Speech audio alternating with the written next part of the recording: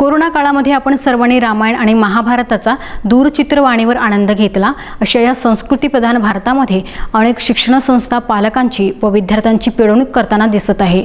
असे असतानाही Saint Xavier या शाळेने विद्यार्थ्यांना जुनी पुस्तके वाटून मायेचा आधार दिलाय।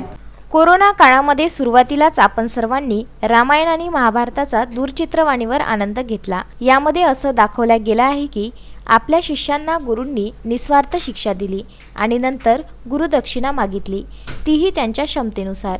अशा या संस्कृतीप्रधान भारतामध्ये आजच्या काळात अनेक शिक्षण संस्था विद्यार्थी आणि पालकांची पिळवणूक करताना दिसत आहे। ती कशी? तर या काळामध्ये प्रत्येक व्यक्ती आर्थिक टंचाईमध्ये आहे, परंतु आपल्या मुलाचे नुकसान होऊ नये या भीतीने पालकवर्ग शैक्षणिक संस्थांच्या बळजबरीला बळी जात आहे।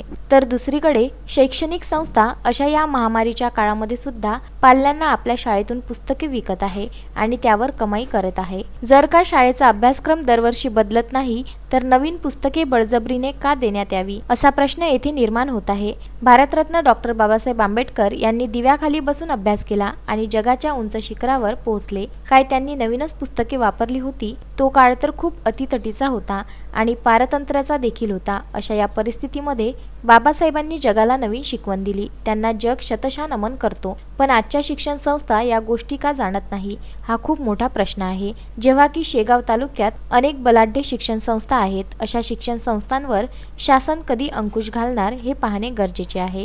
शेगाव तालुक्यातील सेंट झेवियर्स या शाळेने नवीन पायंडा पाडण्याचा प्रयत्न केला आणि अशा या महामारीच्या काळामध्ये त्यांनी त्यांच्या शाळेतील विद्यार्थ्यांची जुनी पुस्तके मागून तीच पुस्तके नवीन विद्यार्थ्यांना दिली आणि विद्यार्थ्यांच्या पालकांना या आर्थिक काळामध्ये मायेचा हात देत जिल्ह्यालाच नव्हे तर अख्ख्या महाराष्ट्राला नवीन संदेश दिला आहे।